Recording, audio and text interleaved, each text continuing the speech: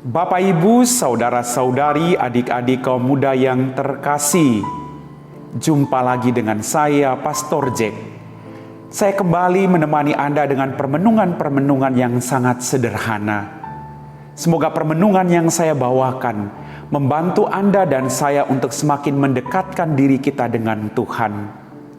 Pada hari ini saya mengajak Anda semua untuk merenungkan firman Tuhan yang diambil dari kitab Yeremia bab 11 ayat 18 sampai 20. Nabi berkata, Tuhan memberitahukan ancaman-ancaman yang dirancangkan orang terhadapku, maka aku mengetahuinya. Pada waktu itu Engkau ya Tuhan memperlihatkan ancaman mereka kepadaku. Dulunya aku seperti anak domba jinak yang dibawa untuk disembelih. Aku tidak tahu bahwa mereka mengadakan persepakatan jahat terhadap aku dengan berkata, marilah kita binasakan pohon ini dengan buah-buahnya. Marilah kita melenyapkannya dari negeri orang-orang yang hidup, sehingga namanya tidak diingat orang lagi. Tetapi Tuhan semesta alam yang menghakimi dengan adil, yang menguji batin dan hati, biarlah aku melihat pembalasan-Mu terhadap mereka, sebab kepadamu-lah ku serahkan perkaraku. Demikianlah sabda Tuhan. Bapak, Ibu, saudara-saudari, adik-adik kaum muda yang terkasih, kita telah mendengarkan bacaan pertama hari ini dari kitab Yeremia. Dalam hidup ini, berbagai persoalan bisa terjadi pada setiap orang. Setiap orang punya persoalan dalam kehidupannya. Setiap orang punya tantangan tersendiri. Maka apa yang dikatakan itu benar. Hidup itu rajutan dari kegembiraan dan penderitaan yang tidak akan pernah berakhir. Maka hidup itu adalah sebuah pesta yang harus terus kita rayakan. Entah itu kegembiraan, entah itu penderitaan. Karena semuanya, baik kegembiraan maupun penderitaan, akan memberi pelajaran tersendiri bagi pertumbuhan iman kita masing-masing. Bapak, Ibu, saudara-saudariku yang terkasih, sekali lagi, semua orang punya persoalan. Tidak terkecuali berbagai macam ancaman, teror senantiasa menyerang kehidupan seseorang. Namun jangan pernah takut, karena Tuhan adalah hakim yang adil. Penyerahan diri kepada Allah adalah cara yang terbaik. Jangan takut. Apapun teror yang Anda hadapi, apapun situasi sulit yang sedang Anda hadapi, tidak perlu takut Bapak Ibu. Karena Dia adalah Allah hakim yang adil, yang akan selalu menyertai Anda dan saya dalam kehidupan kita masing-masing. Tuhan tidak akan pernah meninggalkan kita. Seperti yang digambarkan oleh Yeremia. Kesetiaan pada Allah dan kegigihan dalam pelayanan harus menjadi karakteristik setiap orang beriman. Apapun situasi tantangannya, sekali lagi, kita harus terus datang dan melayani Tuhan dengan segenap hati kita. Kita harus menunjukkan kesetiaan kita kepada Allah, seperti Allah sendiri setia kepada kita masing-masing. Coba kita kembali ke pengalaman hidup kita. Kadang kita tidak setia terhadap Tuhan. Tapi apakah pernah Tuhan tidak setia dengan kita? Tuhan selalu setia dengan kehidupan kita masing-masing.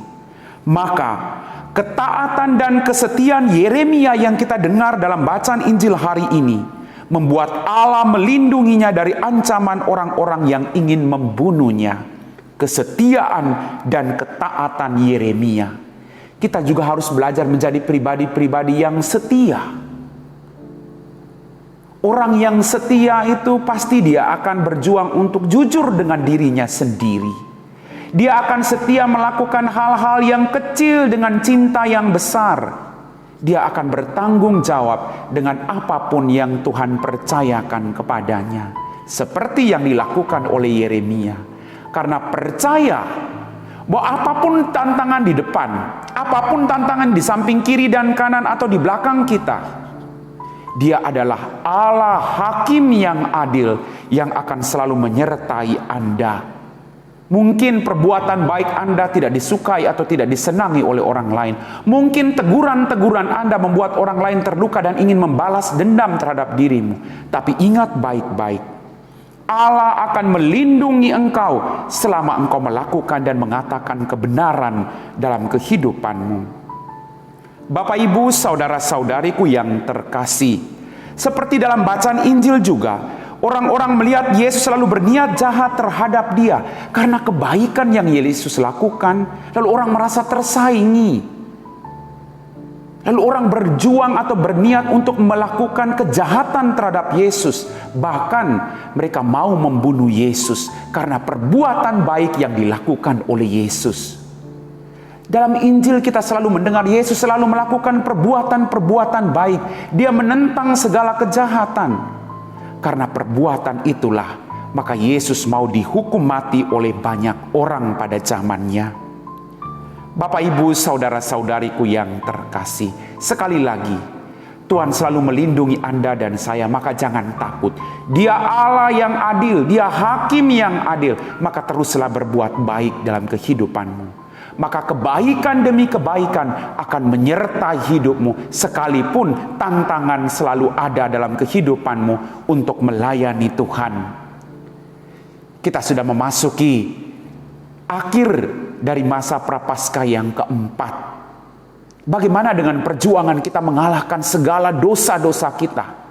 Apakah kita terus melakukan pertobatan demi pertobatan yang membawa pembaharuan dalam hidup kita? Agar keselamatan yang dijanjikan oleh Tuhan kita Yesus Kristus boleh kita rasakan dalam kehidupan kita. Mari Bapak Ibu, saya ajak Anda dan saya untuk senantiasa percaya kepada Tuhan, terus melakukan pertobatan, terus meminta, mencari, dan mengetuk, maka semuanya akan indah pada waktunya. Mencari, berjuang, maka indah pada waktunya. Tidak menunggu indah pada waktunya, tapi kita berjuang, mengetuk dan mencari serta meminta, maka Tuhan akan membantu kita. Harus ada kerjasama antara Tuhan dan saya dan Anda. Percaya, tidak ada yang mustahil. Kalau selama Anda dan saya mengikuti kehendak-kehendak Tuhan, melakukan perintah Tuhan, maka Tuhan selalu ada di pihak kita. Amin. Bapak, Ibu, saudara-saudari, adik-adik kaum muda yang terkasih, setelah kita diteguhkan iman kita berkat firman Tuhan yang kita dengar, kita mau tetap mengandalkan Tuhan dalam kehidupan kita. Maka mari kita siapkan hati kita untuk berdoa dan mohon berkat dari Tuhan. Dalam nama Bapa dan Putra dan Roh Kudus. Amin.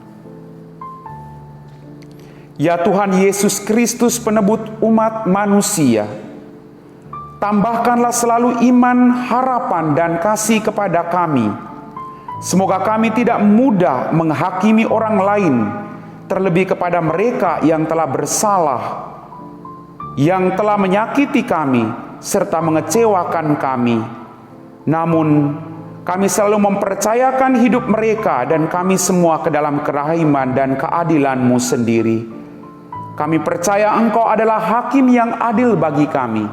Maka berkatilah kami semua, agar kami terus melakukan kehendak-Mu dalam kehidupan kami masing-masing. Kami puji Engkau Bapa, kini dan sepanjang segala masa. Amin. Tuhan sertamu dan sertamu juga. Semoga kita sekalian, orang-orang yang kita doakan, diberkati oleh Allah yang Maha Kuasa. Dalam nama Bapa dan Putra dan Roh Kudus. Amin.